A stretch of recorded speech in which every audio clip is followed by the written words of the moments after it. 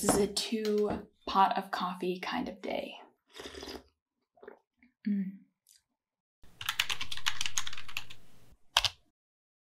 Hi guys, welcome back. If you're new here, my name's Bethany. I'm the girl behind Well Loved Knits, and today it's a nice gloomy day outside, very gray. The sun I don't think is going to show up at all, and I honestly don't mind because that's the perfect day to just snuggle up and knit, and that's what I'm going to do today. Specifically, I'm going to be knitting with you guys.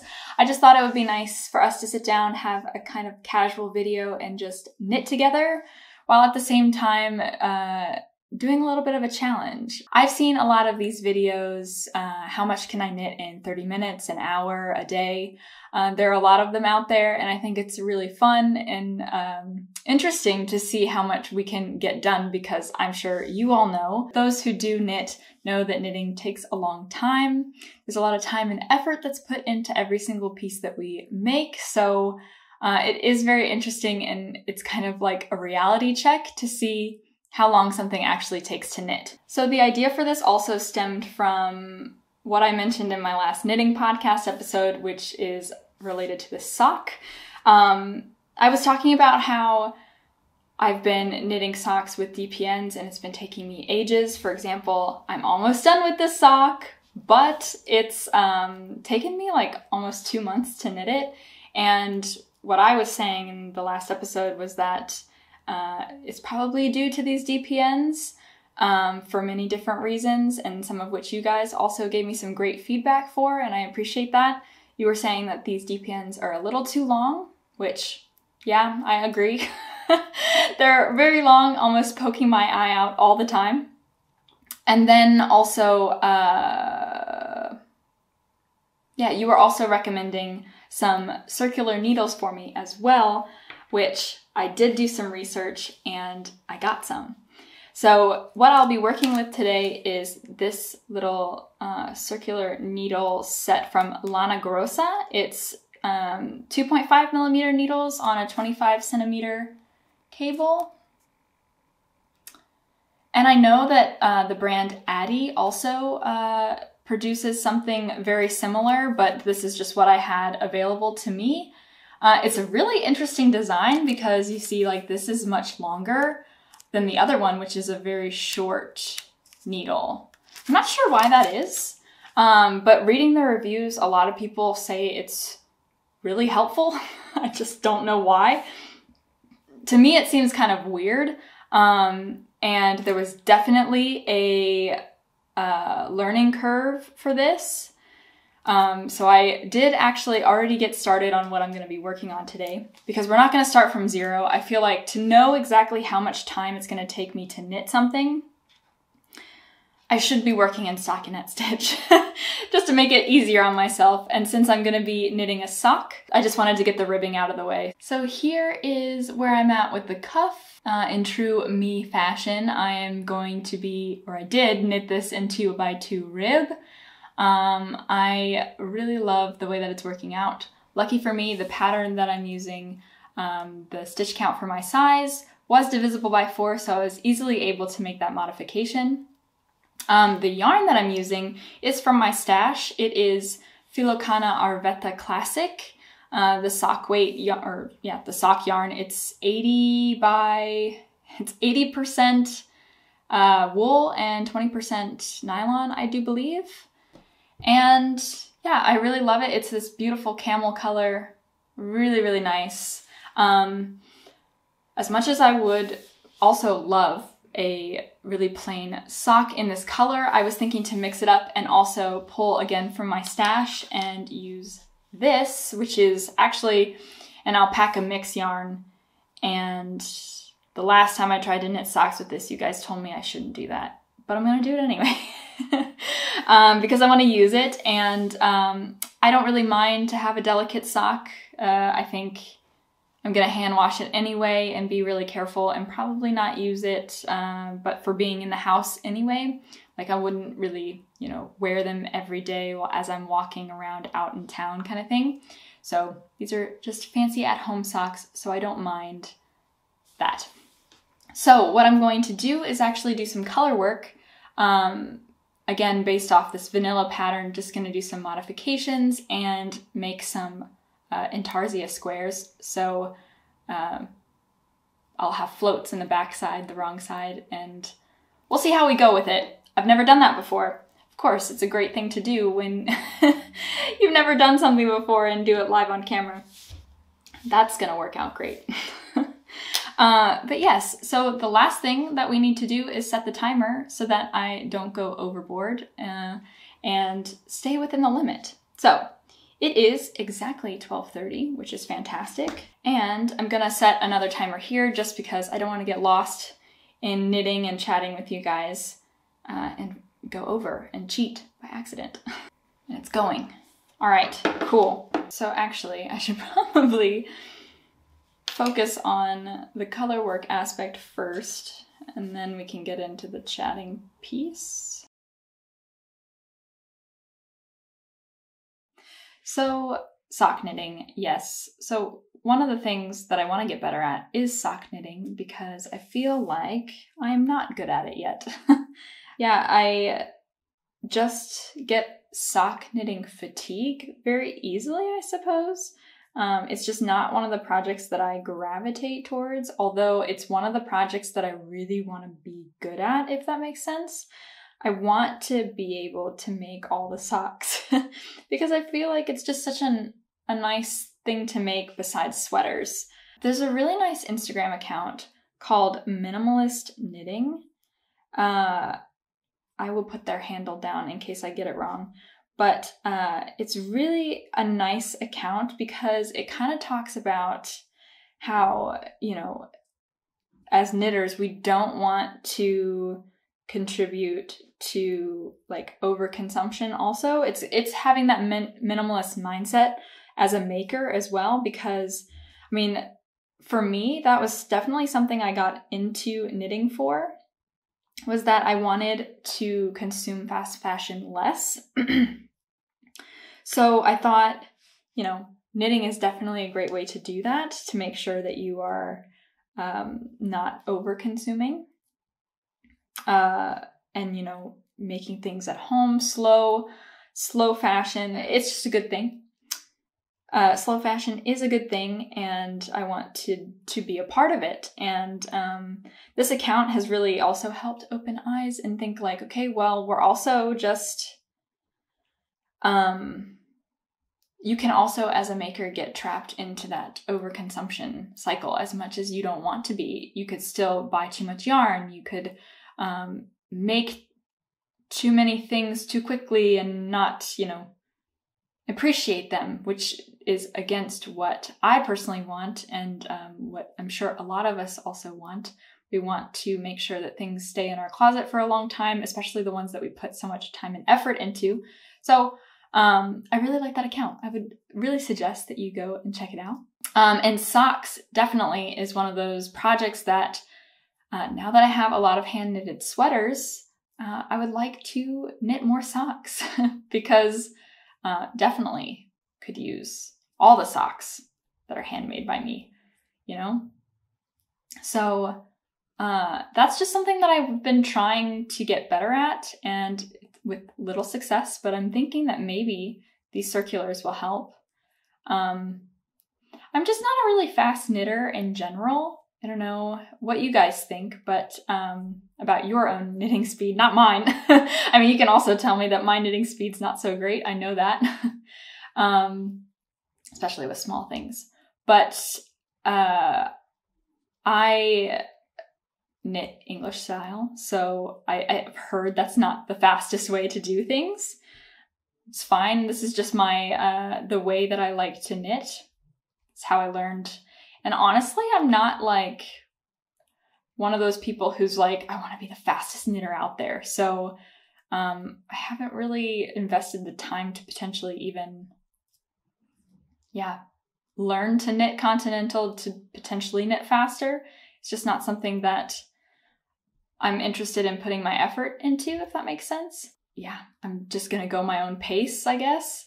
So that also contributes to why socks are a little bit of a challenge for me. They're on smaller needles. They take more time because they're on smaller needles, even though they're small. so they shouldn't take that much time. The one thing that I'm going to struggle with here is probably the tension of the floats. I didn't think I was knitting so tightly, but it turns out my tension is actually very, very tight. I had no idea. Like all this time, I was thinking, you know, I'm just a normal tension kind of knitter. That's actually not the case. I think I actually knit rather tightly because I can already feel it with this piece that it's much tighter than I was intending it to be. But yeah, going back to the whole Minimalist Knitting Instagram account. Also just thinking about Instagram in general. I've been thinking about it a lot lately. I've been kind of noticing a separation between myself and Instagram, which is kind of funny because it used to be something I really enjoyed. But right now I'm kind of in a season of life where it's not something I enjoy so much. I'm just more interested in YouTube, which is really great. I'm really enjoying making these videos for you guys, which is a lot of fun. And I feel it's easier to have balance on YouTube than it is on Instagram, because YouTube, I feel like it just, it's a constant thing. I mean, creators are uploading all the time, but your content is expected at a much more reasonable pace than on Instagram. On Instagram, you know, the algorithm is trying to force you to upload every single day, which I don't appreciate. And then if you don't, you get penalized, that sort of thing. I've noticed a lot of people on Knitstagram, the community, talking about like this kind of fatigue. And I want to just put my thoughts into it, you know, and yeah, I guess comment on how I feel. I definitely feel the same way. Oh, this is going to be so cute. Anyway, I wanted to do this challenge just as like a more realistic version. I'm personally not somebody who wants to get really fast at knitting. I actually, you know, I'm okay with the speed that I'm knitting. I do have to say that maybe compared to like a year ago, I was definitely more like crank out the knits kind of thing. And I think a lot of that had to do with Instagram. I do feel like we kind of get, and people have talked about this for a long time, so this isn't a new thing that I'm saying. I'm just kind of echoing what others have said and what I've read from others. You know, like on Instagram, of course, this is a platform that's built to sell things. We're basically marketing to each other all the time with our makes. We want to share things, and I think that's great. And I love using Instagram to share what I'm making because I don't have people in my life that really knit. And I don't have other people to share this passion with. So Instagram and YouTube has been really great for me in that way. Hold on, I'm trying to make a point and my thing's stuck. So I really love Instagram and YouTube for that because I don't have people in my life who are into knitting, so I don't talk about my knitting except for on Instagram and on YouTube. So these have been really great outlets. So social media is certainly really great for that. But then at the same time, when you are using those platforms as inspiration, there can be a point where I think it gets to be way too much, just mentally for yourself. And again, this is not anything new coming from me. I know that a lot of us feel this way. But it's just really interesting how, if you would have compared me now to a year ago I was trying to knit all the things and share daily what I was working on. And I think maybe that's also why I was really into chunky knits, because it's so fast and it's so easy to share. But then at the same time, you know, it puts pressure on other people. I've certainly noticed that now that I'm on the flip side. I've noticed in myself a natural kind of distancing between myself and Instagram because of that. Here is where I really enjoy chatting with you guys and producing things that last more than just a moment, if that makes sense. Because, you know, especially with the algorithms and everything, a lot of the stuff that I post on Instagram doesn't get seen by even a fraction of my audience. And that's not me complaining, I'm just stating a fact. And I'd much rather use my efforts on YouTube, where I can connect with you guys and have conversations in the comments, as opposed to competing for visibility on Instagram. I would really love to know, because I know a lot of you also have like dedicated accounts and share your thoughts on Instagram and share your projects on Instagram via stories, posts, reels, whatever.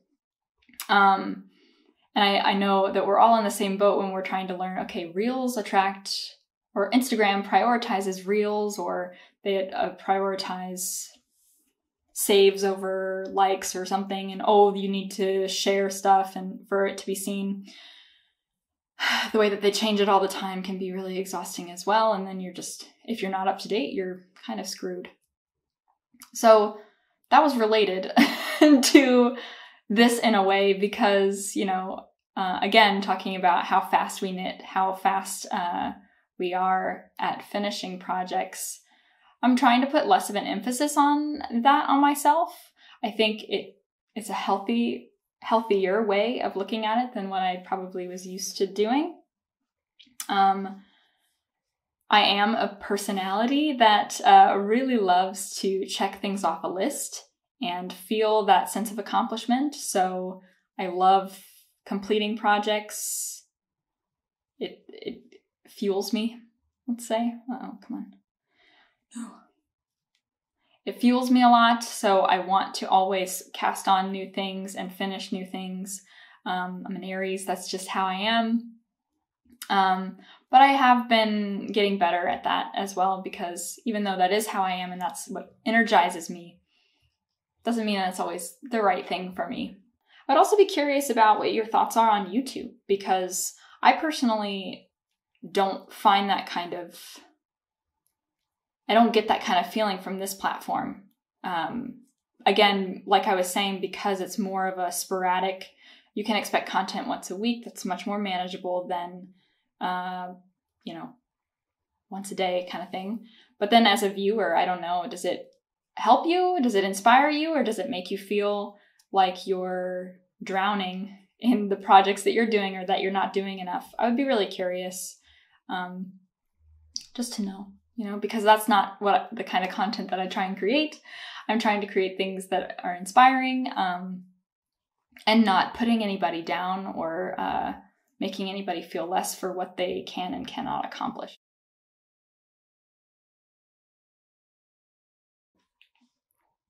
All right, 15 minutes left. Let's make it count. I don't normally knit at a desk. I want to make that clear. My videos normally have me knitting at a desk just because it's easier for me to kind of show what I'm doing at a desk. But by no means am I sitting at this desk all the time when I'm working on a project. I'm usually on the couch watching some TV, but when I'm filming these videos, I have to be in a place with decent lighting because it's so precious here in Belgium. Very difficult to find a good time to film. And then also, just making sure that it's not too busy. This white table is kind of a good backdrop for videos. I've been trying to switch it up a lot lately, trying to make it a little bit more interesting in whatever way I can. Oh gosh, I dropped a stitch. Hold on.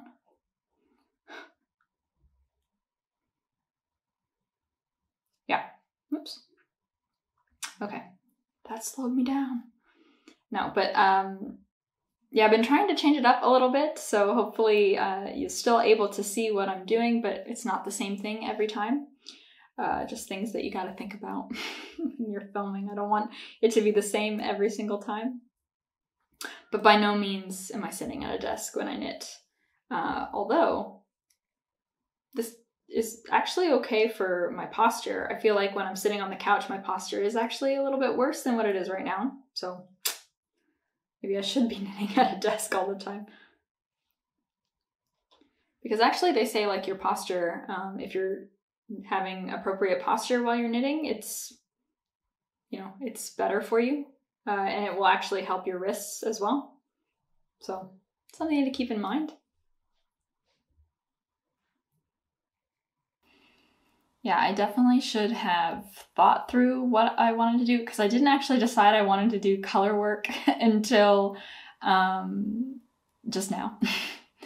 So I should have thought that through and maybe organized my yarn a little bit better, because I definitely wasted some time organizing my yarn and untangling it a little bit. I mean, do you see this right now? I literally just untangled them as well. I actually even have like a tip for that too. I just didn't follow my own advice, again, because I didn't know I was going to do this. But you can actually put your yarn in a colander to organize it. If you have like a strainer at home, you can feed your yarn through before you start working, of course. Like, since I already cast these on, it doesn't really make any sense, because otherwise I'd have to break the yarn for the yarn to fit. But you could do that if you are having trouble and you're doing color work maybe for the first time and you want to make sure everything is going to be easy for you. I would definitely recommend that. Definitely helped me out before. But right now, I just have to deal with what I did.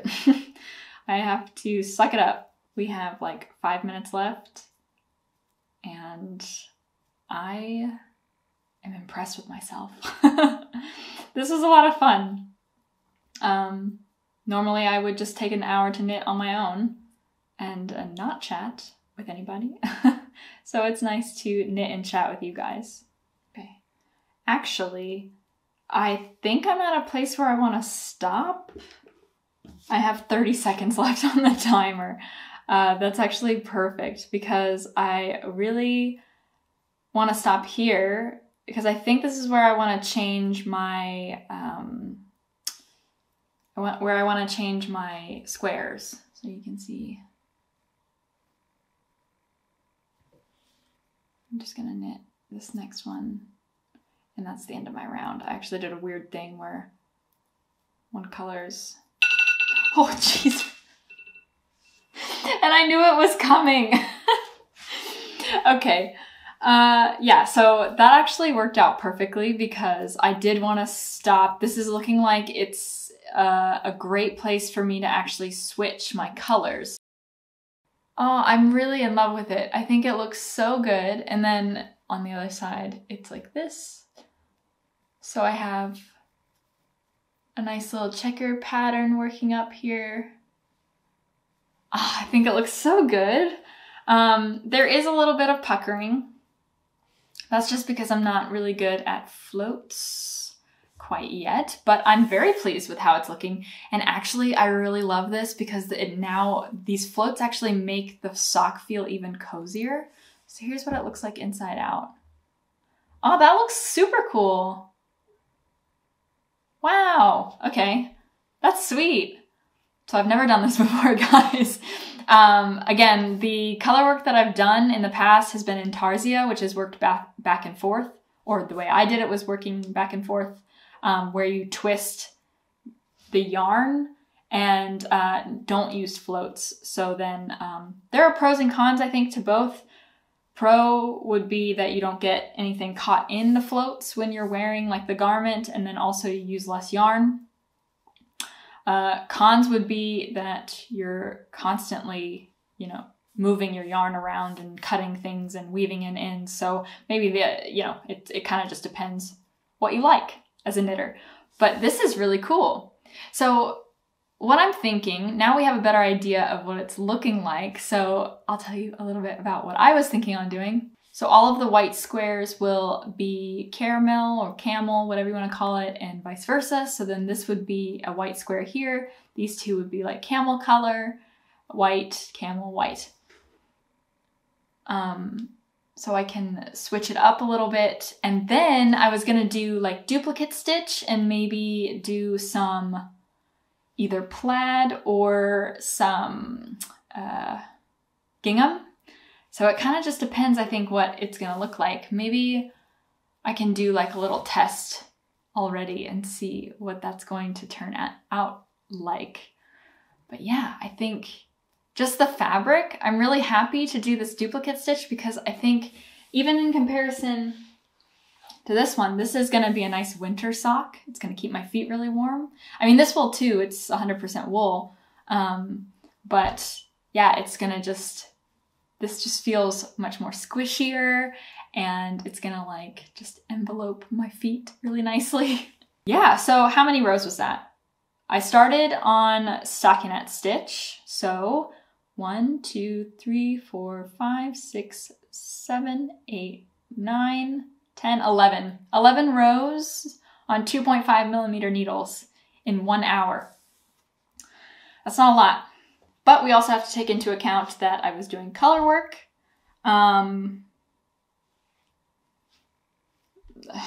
The yarn was tangling a lot. But even still, I'm happy with that. You know what? I don't need to be the fastest person in the world. It's always the start of the sock that I'm fast at, so it's as I progress downward, I don't think I slow down a lot. So I will keep you guys posted, certainly in my next knitting podcast episode. Maybe I'll have a little bit more to show you guys, and maybe I'll even show you what I was thinking with the duplicate stitch. We can see if that would look really nice.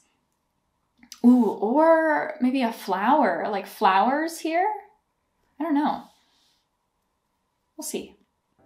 Yeah, so I want to thank you guys so much for watching, for liking, and maybe even subscribing to stick around. I would love to have you guys here each week as we knit together and talk about all things DIY and handmade. I will talk to you guys next week. Bye.